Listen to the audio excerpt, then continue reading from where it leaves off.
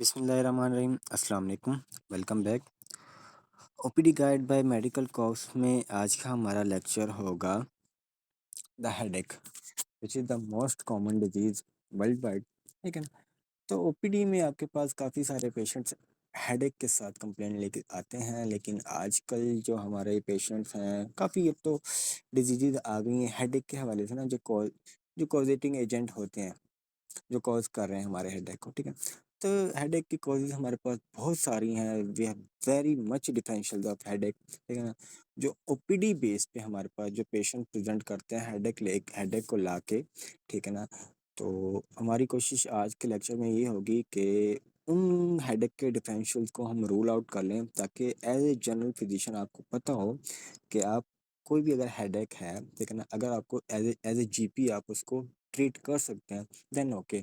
अगर आपको वो रेफरल लग रहा है, जैसा कि आगे हम पढ़ेंगे, कुछ ऐसे ही होंगे हेडेक्स, ठीक है ना, जो आपको न्यूरोलॉजिस्ट के पास या न्यूरोसर्जन के पास आपको रेफर करना ही पड़ना, ठीक है ना। तो आप उनको ट्रीट नहीं करोगे, आप सिर्फ इनकी हिस्ट्री वगैरह लेके सब कुछ एग्जामिन वगैरह करके अगर आप कर सकते हैं तो आपने करके और उनको रेफर कर देना। लेकिन जो आपके पास होगा, जिसका जो आप ट्रीट कर सकते हैं, जिसको आपको पता है कि मैं वाकई मैंने इसका डायग्नोसिस माइग्रेन बना लिया और and I can treat migraine, ठीक है ना, फिर उसको आपने ट्रीट करना। तो स्टार्ट करते हैं हेडेक से। तो what is headache? Headache is a pain in head और फेस, ठीक है ना। हेड और हमारे फेस में जो पेन होता है, इसको तो हम नॉर्मली एक तो वैसे भी पेन को कहते हैं, तो हेडेक पेन इन हेड, ठीक है। अब हमारा अगर हम बात करें तो हेडेक की, तो हमारे पास दो टाइप्स हैं हेडेक की, the primary headache and the secondary headache. Primary headache वो होगा जिसकी कोई अंडरलाइंग कॉज नहीं होगी, ठीक है, वो खुद से ही अचानक ही स्टार्ट हो गया। जैसे कि प्राइमरी हेडेक में हमारे पास मोस्ट कॉमन है first line, the tension type headache, ठीक है, जो हमें हमारे यहाँ आता ही मोस्टली कॉमन है, ठीक है, जो पेशेंट्स को होता है tension type headache which is the first most common headache. The second is the migraine which is the second most common. The third is the exertional, कोई सख्त वाला काम कर ले, मेहनत मुशक्कत वाला काम कर ले, तो उसको हेडेक हो जाता है, this could be the third primary headache. And the last one is the cluster headache, ठीक है ना। तो ये हमारे पास हैं चार टाइप्स प्राइमरी हेडेक। अगर सेकेंडरी हेडेक की बात करें, जो हुआ किसी अंडरलाइंग डिजीज की वजह से, किसी चीज़ की वजह से, जैसे कि हमारे पास मोस्ट कॉमन है systemic infection like meningitis, encephalitis. इन डिजीज़ के बाद पेशेंट को हेडेक होता है। दूसरी हमारे पास है हेड इंजरी, किसी को इंजरी हुई है उससे उसको हेडेक हो रहा है, ठीक है। Third is the vascular disorder like giant cell arteritis है, सेरिब्रल वेस्कुलाइटिस है, artery dissection dissection of aorta, ठीक है। तो ये हमारे पास इनकी वजह से भी हेडेक हो सकता है। लास्ट सेकंड लास्ट में हमारे पास सब अरेक्नाइड हैमरेज, सब अरेक्नाइड हैमरेज की वजह से हेडेक हो। And the last one but not least हमारे पास है ब्रेन ट्यूमर, ठीक है। तो ये ऐसे हम डिवाइड करते हैं हमारे हेडेक को। अब आगे चलते हैं causes of headache, causes of new headache, ठीक है ना। अगर किसी को न्यू हेडेक मतलब अभी हेडेक स्टार्ट हुआ है, तो उसकी कॉजेज क्या क्या हो सकती हैं। सबसे पहले हम पढ़ते हैं बच्चों में न्यू हेडेक की कॉजेज क्या हो सकती हैं। आइज आइज में पेन, आई में कोई भी इन्फेक्शन की वजह से हो सकता है। साइनोसाइटिस की वजह से हो सकता है, क्योंकि हम साइनोसाइटिस का टॉपिक पढ़ चुके हैं, उसमें भी पेशेंट को हेडेक होता है। The third one is the dental, dental pen की वजह से, अगर कोई डेंटल प्रॉब्लम है उसकी वजह से पेशेंट को हेडेक हो सकता है। And the SOL stand for space occupying lesion. अगर किसी बच्चे को, किसी भी पेशेंट को अगर ट्यूमर है, ठीक है ना, ऑक्यूपाइंग लीजन है ब्रेन में, तो उससे भी पेशेंट को हेडेक हो सकता है। Now we will talk about the adults. Adults में नंबर वन मोस्ट कॉमन है स्ट्रेस एंग्जाइटी। स्ट्रेस जिसको हम टेंशन टाइप हेडेक बोलते हैं, स्ट्रेस एंग्जाइटी, ये डिहाइड्रेशन की वजह से हेडेक होता है। स्लीप डिस्टर्बेंसेस की वजह से हेडेक होता है। हाइपरटेंशन की वजह से हेडेक होता है। अल्कोहल की वजह से होता है। माइग्रेन है, क्लस्टर हेडेक है, and the sinusitis and the sub space occupying lean, and the last one is the meningitis. तो ये सारी कॉजेज हो सकती हैं हमारे एडल्ट्स में पेश न्यू हेडेक की। ओल्ड एज में सीवी है, सेरिब्रोवैस्कुलर एक्सीडेंट है, स्पेस ऑक्यूपाइंग लीन है, मेनिंजाइटिस है, हाइपरटेंशन है। तो these are the new headache, causes of new headache in children, adults and old age. तो अगर आपके पास पेशेंट कोई आता है चिल्ड्रन में, तो आप पहले क्या करना है, उसकी हिस्ट्री लेनी है, ठीक है ना। अब what are the history approach, हम फर्स्ट लेक्चर में ही पढ़ चुके हैं। जब भी पेशेंट आपके पास कोई पेन की कंप्लेन लेके आएगा, तो आपने उसकी हिस्ट्री किस हिसाब से लेनी है, अकॉर्डिंग टू सोक्रेट्स। सोक्रेट्स का क्या मुराद है, S for site, O for onset, C for character, R for radiation, A for associated symptom, T for time duration, E for exacerbating and relieving factor, and the last S for severity। ठीक है ना। मतलब ये कि patient कहेगा कि मुझे दर्द हो रहा है, आप पूछेंगे कहाँ पे दर्द हो रहा है, साइट, वो बता देगा मुझे यहाँ पे दर्द हो रहा है। ऑनसेट कब शुरू हुआ, अचानक शुरू हुआ, ग्रेज मतलब सडन ऑनसेट था, ग्रेजुअल ऑनसेट था, ऐसा शुरू हुआ या अचानक शुरू हुआ। ठीक है। करेक्टर, इस पे इसका करेक्टर कैसा है, मतलब पूछेंगे आपके दबाने वाला है, प्रेशर वाला है। ठीक है। रेडिएशन कहीं और पे रेडिएट तो नहीं कर रहा, कहीं और दर्द तो नहीं जा रहा। एसोसिएटेड सिम्टम, इसके साथ कोई और अलामत तो आपको महसूस नहीं हो रही है। द टाइम ड्यूरेशन किस वक्त होता है। एक्सेसरबेटिंग एंड रिलीविंग फैक्टर कब ज्यादा होता है और कब कम हो जाता है। एंड द सीवियरिटी, आप पेशेंट को कहते हैं इस दर्द को आप 10 में से कितना नंबर देंगे, कितना सीवियर। ठीक है। तो इस तरीके से आपने कोई भी अगर पेन की हिस्ट्री ले रहे हैं तो आप इसी तरह से पेशेंट की हिस्ट्री लेते हैं। नाउ अब हमारे पास है डिफरेंट डिफरेंट टाइप्स हैं हेडेक की। अब उनको हम ये जो सोक्रेट है उसके हिसाब से हमने वन बाय वन इनको डिस्कस करना है। अब फर्स्ट फर्स्ट हमारे पास है माइग्रेन। ठीक है ना। अब माइग्रेन की जो साइट है, it is a unilateral affecting one side of head. ठीक है ना। तो ये कि ब्रेन, आप वैसे भी पता है आधे सर का दर्द होता है। तो अगर कोई आपको कह रहा है कि मुझे आधे सर का दर्द है, तो never ever make diagnosis of migraine until unless, जो अब हम आगे पढ़ेंगे, ठीक है ना, उसको मतलब एक क्राइटेरिया माइग्रेन को भी डायग्नोस करने का, तो वो क्राइटेरिया किए बगैर आपने कभी भी माइग्रेन को डायग्नोस नहीं करना। तो अगर साइड की बात करें तो क्या है, it is a unilateral affecting one side of head. अगर आप टेंशन टाइप की हेडेक की साइड की बात करें तो इसे बैंड लाइक पेन। ठीक है ना। एक पट्टी की तरह, जैसे band like pain usually bilateral होता है। क्लस्टर हेड की बात करें तो अराउंड वन आई और टेम्पल। ठीक है ना, एक ये एक आंख के पीछे का दर्द होता है, ये टेम्पल साइड पे, and it is always a unilateral. अगर हम साइनोसाइटिस के हेडेक की बात करें, इट अकर्स इन साइट का होती है फोरहेड पे, चीक्स पे, ब्रिज ऑफ नोज। डिपेंड करता है कि कौन से उसके साइनसेस इन्वॉल्व है, आया कि फ्रंटल है, मैक्सिलरी है। ठीक है ना। तो आया कि जो आप साइनसेस उसके इन्वॉल्व होंगे पेशेंट को उसी साइड पे दर्द होगा। एंड द मेनिंजाइटिस, ये जनरलाइज्ड हेड, पूरे सर का पेन होता है, जनरलाइज्ड हेड पेन।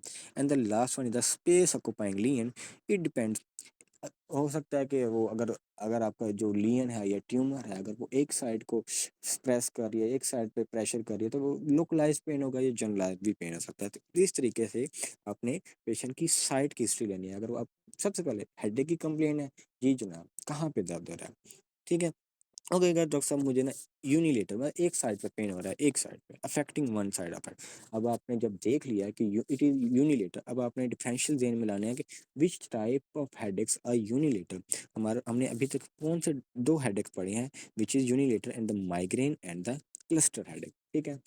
अब आप दो डिफरेंशियल आपके जहन में बन जाएगा, इट कुड बी माइग्रेन और it could be cluster headache. तो आगे आप हिस्ट्री लेते जाएंगे तो पूछते जाएंगे।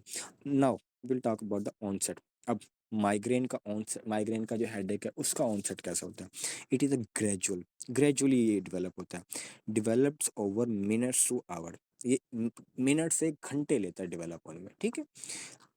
अगर इसी बात करें हम किसकी, क्लस्टर हेडेक की, it is a sudden and severe, अचानक सर सीवियर दर्द होता है। तो यहीं पे वे डिफरेंशियल जो है माइग्रेन और क्लस्टर हेडेक के, जो हमारे दोनों डिफरेंशियल है जो हमने ऊपर बनाए थे, इनको दोनों यूनिलेटर होते हैं। तो ऑन सेट पे आके दोनों डिफर हो जाते हैं कि उसका सडन ऑनसेट है और उसका ग्रेजुअल ऑनसेट है। अगर बात करें इंटेंशन चाहे की, ये तो ये भी ग्रेजुअल ऑनसेट होता है, ऐसा ऐसा शुरू होता है और बढ़ता जाता है। नाउ साइनसाइटिस, साइनसाइटिस का जो हेडेक है, it coincides with the other sinus symptom. जो अदर साइनस सिम्टम्स होते हैं ना पेशेंट्स के, जैसे हमने साइनसाइटिस में पेशेंट्स के सिम्टम्स पढ़े हैं, तो it coincides with other symptoms. Meningitis, meningitis का पेन रैपिड होता है और ऑफन एक्यूट, अचानक से होता है ये भी। ठीक है। और स्पेस ऑक्यूपाइंग का ग्रेजुअल होता है और प्रोग्रेस ओवर टाइम, ऐसे ऐसा शुरू होता है और जैसे ही टाइम बढ़ता जाता है इट प्रोग्रेसिस। अब यहाँ अगर पिक्चर्स में आप देखें तो this is the like tension type, देखें आप जैसे पेशेंट को बैंड लाइक पेन इधर आपको नजर आ रहा होगा। अगर आप ये देखें माइग्रेन हेडेक, ये आधे सर का दर्द है। This is a cluster headache, एक एक आई इन्वॉल्व है। ठीक है। इसमें अगर आप देखेंगे, अब ये देखें ये साइनोसाइटिस का पेन है, ऐसे पेशेंट को पेन होता है। ठीक है ना, एलर्जी या साइनोसाइटम का। ठीक है। आगे है ये कुछ पिक्चर्स हैं आपके पास, ये कैफीन हेडेक है, अगर कोई कैफीन यूज करता है। It is the menstrual migraine, hormonal headache है, ये ज़्यादा कॉमन फीमेल में होगा, ठीक है। एक यहाँ पे हेमिक्रेनिया कंटिन्यूआ, इनको आप छोड़ दें। This is the hypertension headache, this is the rebound headache, this is the post traumatic headache. अगर किसी को ट्रॉमा हुआ उसके बाद का हेडेक क्या होगा, this is the like exertional headache की कंप्लेन ऐसी होगी। स्पाइनल हेडेक की कंप्लेन, ये पेशेंट की कंप्लेन करेगा, देखिए पूरा सर मोड़ा, पीछे गर्दन भी है। इधर देखिए thunderclap headache which occur in subarachnoid haemorrhage and this is the ice pick headache. तो ये आपके पास पिक्चर्स हैं कुछ मोस्ट कॉमन।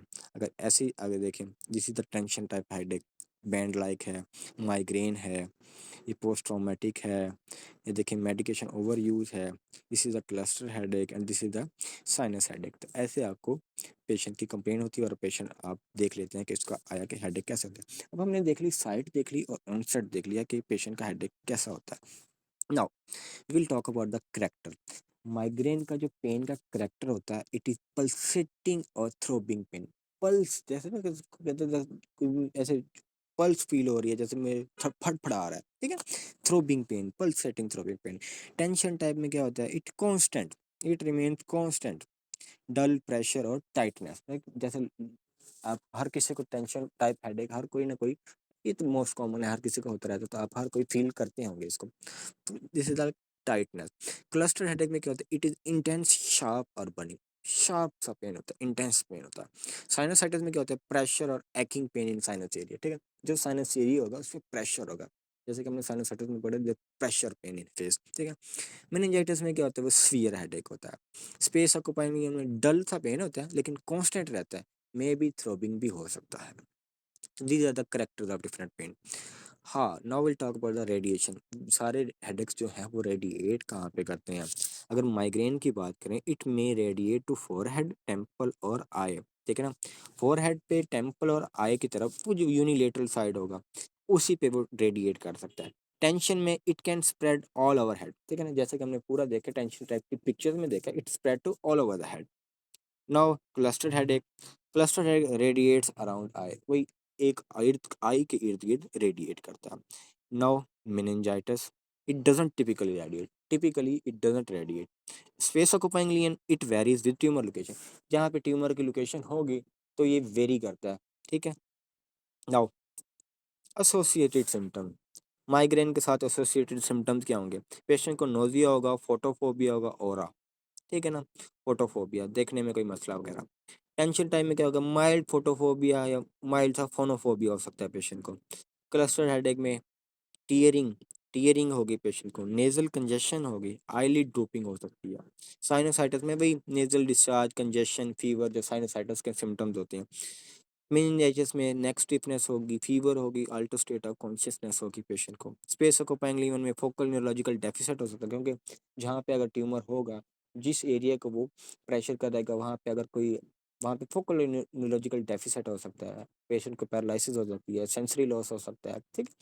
तो डिपेंड करेगा उसकी लोकेशन पे, एंड द सीजर हो सकते हैं पेशेंट को। Now will talk about the time duration. Time duration क्या होता है इन हेडेक्स का, माइग्रेन का जो इट टेक्स 4 to 72 आवर्स, ठीक है, जैसे कि हमने पहले पढ़ा, it takes hours to minutes to hours लेता है, ठीक है। टेंशन टाइप क्या है, आधे घंटे से several days, 30 minutes to several days तक रहता है ये। Cluster headache, it takes 15 minutes to 3 hours, ठीक है। साइनसाइटिस का पेन, जब तक साइनस इन्फेक्शन रहता है तब तक वो हेडेक रहता है। मेनिंजाइटिस में as long as infection last, जब तक इन्फेक्शन लास्ट करेगा, जब तक इन्फेक्शन रहेगा तब तक वो सर दर्द रहता ही है। एसओएल में परसिस्ट करता है एंड वर्सनिंग ओवर टाइम, ठीक है ना, परसिस्ट करेगा और टाइम के साथ साथ वर्स होता चला जाएगा। Now exacerbating and the relieving factor, migraine is migraine is triggered by stress, food and relief with rest or medication। जो माइग्रेन वाला पेन होगा, ठीक है, वो स्ट्रेस और फूड से ट्रिगर्ड करेगा, और जैसे कोई रेस्ट करेगा या मेडिकेशन ले लेगा तो उसको रिलीव हो जाएगा। Tension type head, it also triggered by stress and relief with relaxation, जैसा बंदा रिलैक्स हो जाएगा, स्ट्रेस नहीं लेगा, तो he will be relaxed. Cluster headache में alcohol can trigger, alcohol trigger कर सकते हैं, and attacks occur in cluster, यहाँ पे पेशेंट को जो पेन होते हैं ना, वो क्लस्टर में होते हैं, एपिसोड में होते हैं।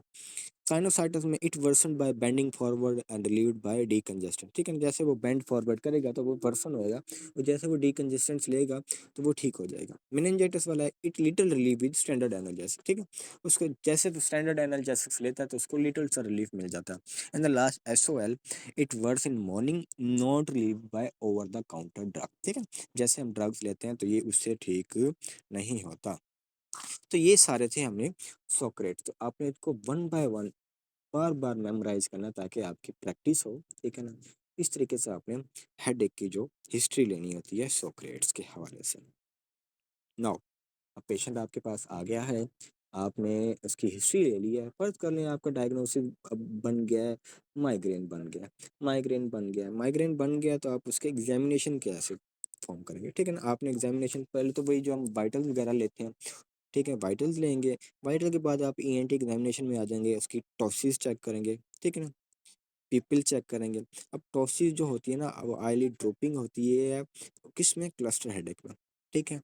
नेक में आप नक्कल रिजिडिटी चेक करेंगे, नेक स्टिफनेस चेक करेंगे to rule out any meningitis, ठीक है ना। बाकी अगर आपको लग रहा है कि इट कुड बी न्यूरोलॉजिकल, ठीक है ना, अगर आपको लग रहा है it could be any space occupying lesion हो सकती है, कोई ट्यूमर हो सकता है, कुछ भी हो सकता है, आप सारे न्यूरोलॉजिकल एग्जाम्स परफॉर्म करेंगे, लाइक सेरिबेलर साइंस चेक करेंगे आप, ठीक है ना, उसके गेट्स चेक करेंगे, उसको चलाएंगे फिरेंगे, क्रेनियल नर्व्स एग्जामिनेशन करेंगे। तो यहाँ पे ओपीडी में वैसे नॉर्मली आपके पास पेशेंट इस तरीके से प्रेजेंट नहीं करता, लेकिन अगर आपने इसमें मास्टर्स करना है, master you have to master in headache, तो आपने ये सारी एग्जामिनेशन वीडियोस आपको देखनी होंगी, ताकि आपके पास अगर कोई पेशेंट ऐसा आता है तो आप उसको अच्छे से एग्जामिन करके उसको रेफर कर सकें।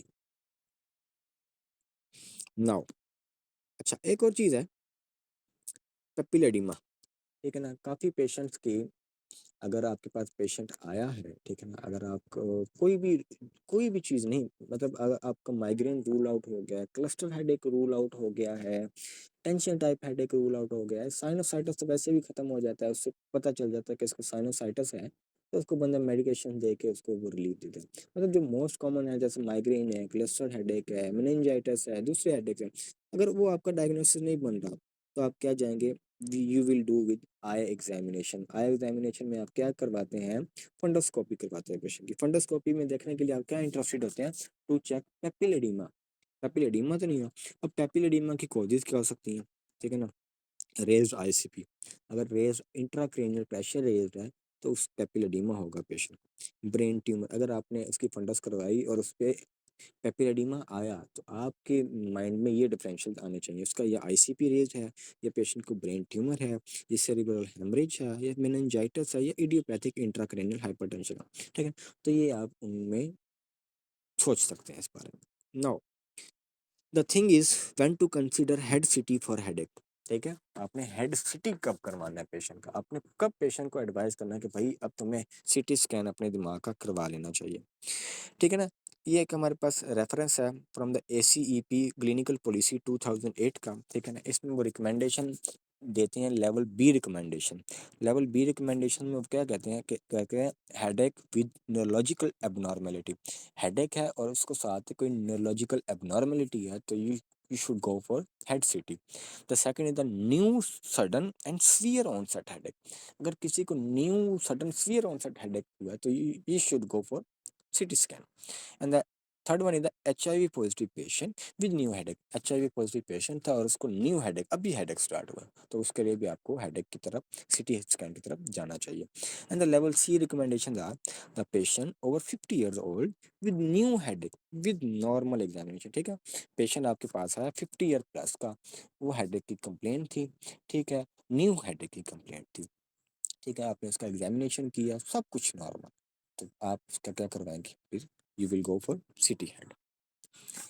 ओके जनाब, नाउ पेशेंट आपके पास आ गया हेडेक का, ठीक है, आपने हिस्ट्री ली, अब हिस्ट्री से भी आपको थोड़ा बहुत कंफर्म नहीं हो रहा कि क्या हो सकता है यार ये, ठीक है ना। अब we have one approach to diagnose headache, वो अप्रोच क्या है, आपने सबसे पहले जो चीज़ पूछनी है पेशेंट में, ठीक है ना, to rule out hypertension. Patient को हाइपरटेंशन तो नहीं, अगर वो उसको हाइपरटेंशन है तो आप उसको फर्स्ट लाइन पे रखेंगे, इसको हेडेक पेशेंट हाइपरटेंशन की वजह से हो रहा है, उसको anti hypertensive they and let him go.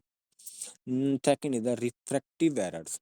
कोई इसकी आंखों का मसला तो नहीं है, ठीक है ना, आंख का अगर कोई मसला है तो refer to ophthalmologist for any eye examination. या दूसरी चीज स्ट्रेस, उससे स्ट्रेस के बारे में पूछना, भैया आजकल आप स्ट्रेस में तो नहीं है, कोई परेशानी वगैरह तो नहीं है, मोस्ट कॉमन यही होता है। And then third one, last one is the insomnia, sleep disturbance, ठीक है। अब नींद का कोई मसला वगैरह तो नहीं है, ये हो गया। तो ये आपने फर्स्ट लाइन पे पूछना है। अगर इनमें से कुछ नहीं है, वो कहेगा मुझे हाइपरटेंशन नहीं है, आंख मेरी बिल्कुल ठीक है, डॉक्टर साहब मैंने इलाज करवाया हुआ है, अगर उसके आँख चेकअप आपने करवा लिया तो देखा है आंखों का भी ठीक है, वो बंदा स्ट्रेस भी नहीं रहता, कहता है मैं तो बड़ी हंसता खेलता हूँ, अगर वो इस हिस्ट्री नहीं दे रहा तो आपने उसके जो साथ अटेंडेंट है उससे पूछना है कि इसका कोई मसला वगैरह तो नहीं है, वो भी ठीक है। अगर इंसोम्निया भी नहीं है, कहता है मैं तो 10 घंटे सोता हूँ, वो भी मसला नहीं है, then you will go for rule out secondary headache.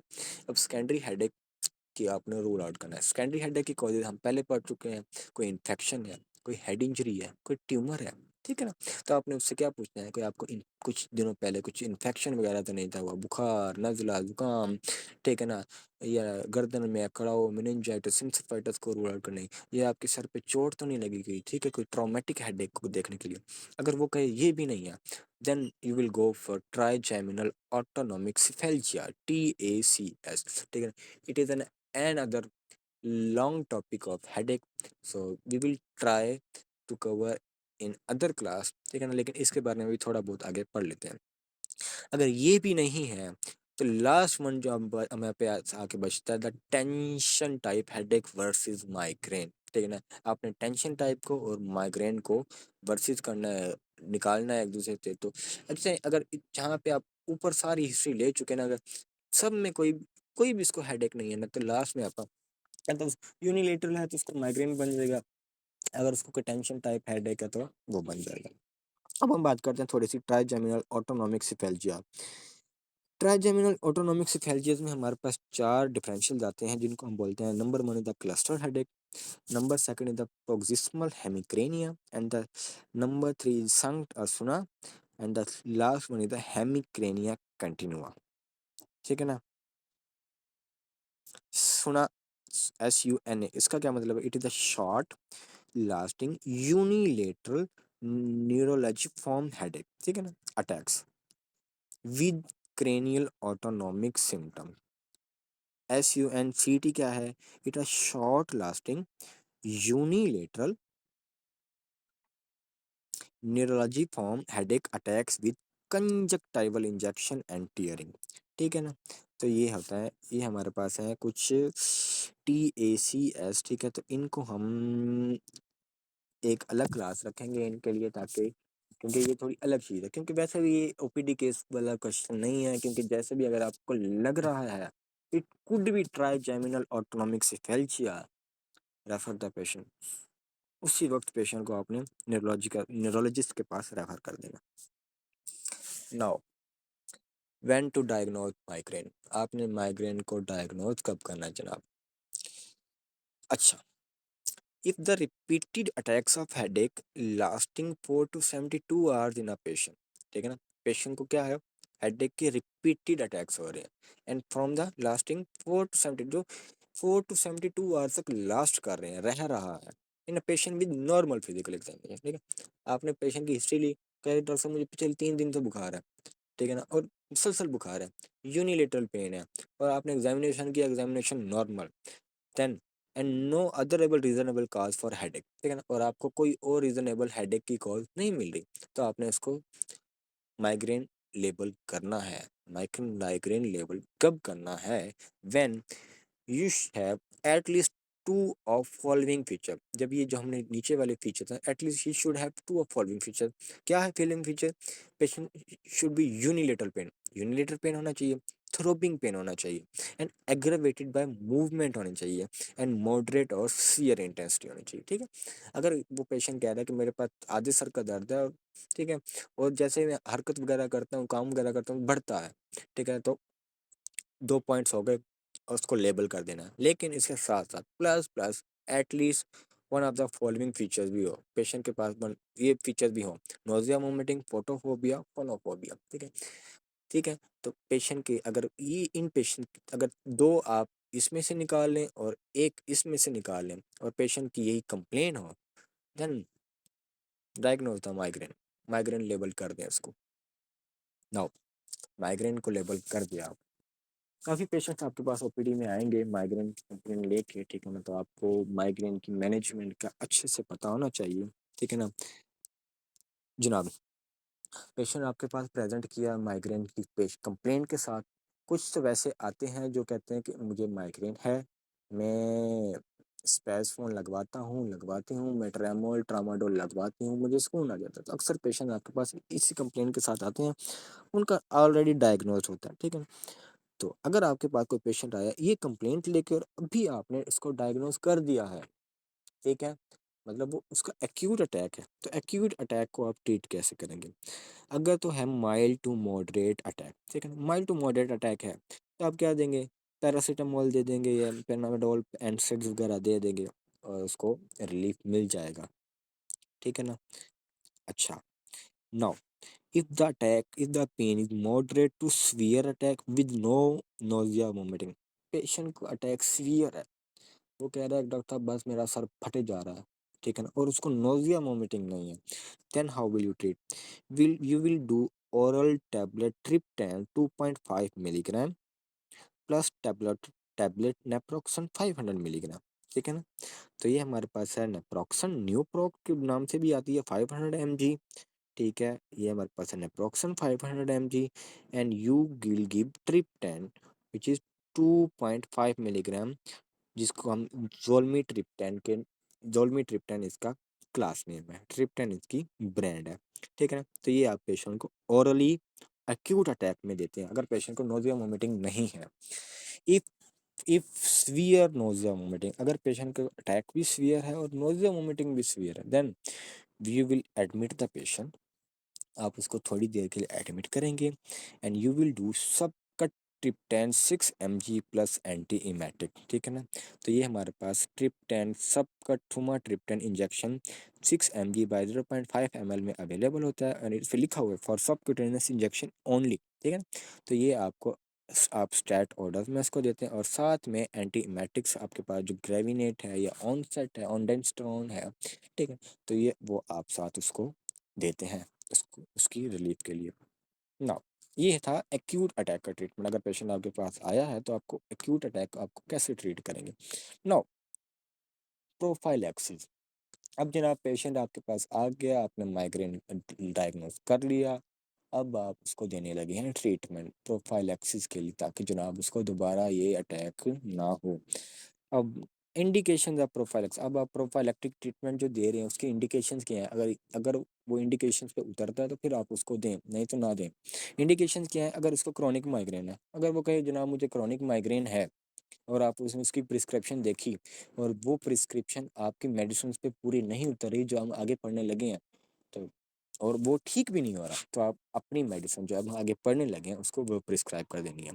If he have chronic migraine, if है सिग्निफिकेंट डिसेबिलिटी, ठीक है ना, वो सिग्निफिकेंट डिसेबल हो चुका है, अच्छा खासा डिसेबिलिटी उसको होती है, या डायमेंश्ड क्वालिटी ऑफ लाइफ, उसकी क्वालिटी ऑफ लाइफ बहुत डिस्टर्ब हो रही है इस हेडेक की वजह से। आपने लेबल कर दिया है माइग्रेन लेबल हो गया, लेकिन अब आप प्रोफाइलेक्टिक ट्रीटमेंट देना चाह रहे हैं, लेकिन ट्रीटमेंट देने के लिए भी वो पेशेंट इन इस क्राइटेरिया पे पूरा उतरना चाहिए ताकि ये ना उसको हेडेक हो, ना मतलब हेडेक तो हो लेकिन इतना सीवियर ना हो वो इस इंडिकेशन पे उतरना और आप उसको प्रोफाइलेक्टिक ट्रीटमेंट दे दें।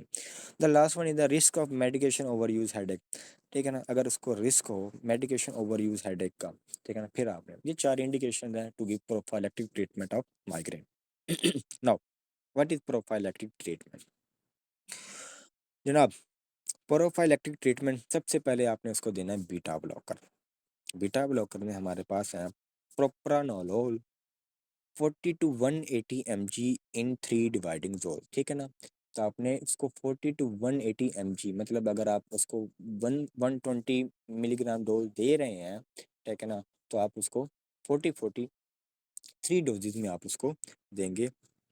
जैसे कि यहाँ पे आपके पास है प्रोप्रानोल हाइड्रोक्लाइड, ठीक है, इसमें 120 mg है, ठीक है, एक कैप्सूल यहाँ पे हुआ। तो ये डिफरेंट डोजेजेस में अवेलेबल होते हैं।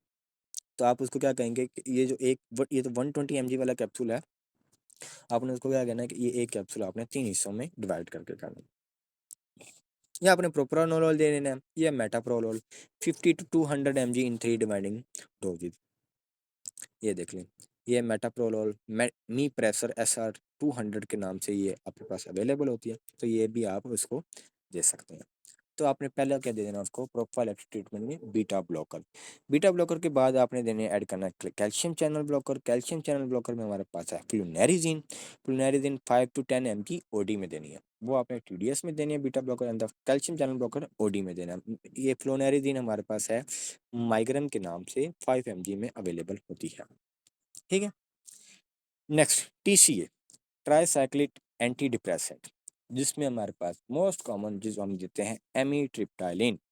एमीट्रिप्टाइलिन 10 to 25 mg in bed time, ठीक है ना। जो हमारे पास क्या किस में अवेलेबल होता है, ट्रिप्टानोलोल। ट्रिप्टानोल में अवेलेबल होता है 25 mg में, ठीक है। फ्लुनेरिजीन का ये भी है एक लूनर, एक और भी ब्रांड आपके पास है। नाउ बीटा ब्लॉकर दे दिए, कैल्शियम चैनल ब्लॉकर दे दिए, TCA दे देगी, लास्ट में आपने दे देना है एंटी कन्वल्सेंट्स। एंटी कन्वल्सेंट्स में हमारे पास 2 ड्रग्स हैं, valproate 800 to 1200 mg per day and topiramate 25 to 200 mg per day. Valproate में हमारे पास मोस्ट कॉमन द एपीवॉल, ठीक है ना, 500 mg में आपके पास अवेलेबल होता है, ये आपने पर डे देनी है, ठीक है। And the topiramate 25 to 200 mg per day. Topiramate में हमारे पास जनाब अवेलेबल है यहाँ पे टोपाजिन 50 mg, एंड हमारे पास दूसरा है जोपिरामेट, ये भी 50 mg में आपके पास अवेलेबल होगी। तो आप इन दोनों में से कोई भी पेशेंट को दे सकते हैं। तो जनाब this is all about the treatment of migraine. तो इस तरीके से आपने माइग्रेन को ट्रीट करना। तो अगर आप कोई भी हेडेक वाले पेशेंट पेशेंट देखें, स्पेशली माइग्रेन वाला, अगर वो आप मेडिसिन खा रहा है, पहले से ले रहा है, ले रही है, ठीक है ना, तो उसकी प्रिस्क्रिप्शन आपने लाजमी देखनी है, अपने पास पिक्चर्स लेकर रख लेनी है, ताकि क्योंकि वैसे तो हर डॉक्टर अपने हिसाब से ट्रीट करता है, गाइडलाइन तो यही है, लेकिन मतलब कि मेरा कहने का मतलब ये है कि हर कोई अपने अपने ब्रांड्स के हिसाब से लिखता है, जिसको जो ब्रांड पता हो या जो वो अफोर्ड मतलब दे रहा हो पेशेंट, जिसके पास उसकी इजाज़त हो, तो वही डॉक्टर प्रिस्क्राइब करता है मेडिकेशन, ठीक है। तो इससे ये होगा, अगर आप किसी को डॉक्टर की प्रिस्क्रिप्शन देख लेंगे तो आपको अंदाज़ा हो जाएगा कि भाई अगर वो टोपाजेन दे रहा है, तो आप पता लग जाएगा this this could be topiramate, ठीक है। अगर कोई और है ब्रांड, ठीक है ना, जो आपको सामने नहीं आया, तो आप वैसे भी, ठीक है ना, अगर आपके पास टैबलेट्स वगैरह होगी, उसकी मतलब कोई पर्ची पे नहीं, अगर कोई टैबलेट्स लिखी हुई है, टैबलेट्स के नीचे तो क्लास नेम लिखा ही होता है, वहाँ से आपको पता चल जाएगा इट कुड बी टोपिरामेट या कोई और है, ठीक है। अगर प्रिस्क्रिप्शन पे लिखा हुआ तो आप भाई गूगल कर लेंगे कि ये जो ब्रांड नेम है, ये कौन सी क्लास से बिलोंग करता है, ठीक है। इस तरीके से आपको ब्रांड नेम याद हो सकते हैं। वैसे जो मैं कोशिश करता हूँ, जो मोस्ट कॉमन ब्रांड नेम होते हैं, मैं उनको आपको सामने इधर शो कर देता हूँ, ताकि आपको पिक्चर विजुअल जो इमेजेस होते हैं ना, वो हमेशा जहन में रह जाती हैं। बाकी आप कोशिश किया करें, नोट्स भी बनाया करें, ताकि उनको ब्रांड नेम याद रखा करें, ताकि आपको हेल्प हो। Now this is all about the migraine treatment. We'll go for the treatment of tension type headache management, which is the second most common. Tension type के लिए एनाल्जेसिक देनी है जनाब, पैरासीटामोल या एस्प्रिन दे देनी है पेशेंट को, ठीक है ना, और उसको कहना है कि भाई रिलैक्सेशन करें, रेस्ट करें। इफ क्रॉनिक, अगर पेशेंट को टेंशन टाइप हेडेक क्रॉनिक है, देन यू विल ऐड एमिट्रिप्टाइलिन, ठीक है, एमिट्रिप्टाइलिन ट्रिप्टानोल ऐड कर देंगे 10 to 25 mg पर डे, इस तरीके से आप, ठीक है। So these are the most common types of headaches जो हमने ओपीडी में इनको ट्रीट करना है। तो बाकी किस्म के जो भी हेडेक्स होंगे, ठीक है ना, वो तकरीबन रेफरल ही होंगे, ठीक है। तो आपने कोशिश यही करनी है कि आपकी अप्रोच अच्छी हो, अप्रोच बेहतरीन हो, जितनी आपकी अप्रोच अच्छी होगी, आपसे डायग्नोस उतनी जल्दी बन पाएगा। सब कुछ यही है, सोक्रेट्स को जहन में रखना है, इन पॉइंट्स को बार बार पढ़ना है जो सोक्रेट्स वाले हैं, डिफरेंशियल्स को जहन में रखना, बायलेटरल है तो यूनिलेटर के सारे डिफरेंशियल आपने निकाल देने हैं, अगर यूनिलेटर है तो बायलेटर के सारे डिफरेंशियल आपने जहन से निकाल देने हैं, और फिर इसी यूनिलेटर को पकड़ पकड़ के उसकी बाल की खाल उतारनी है, और उसी से आपका डायग्नोसिस बन जाएगा। So that's all about today. Thank you.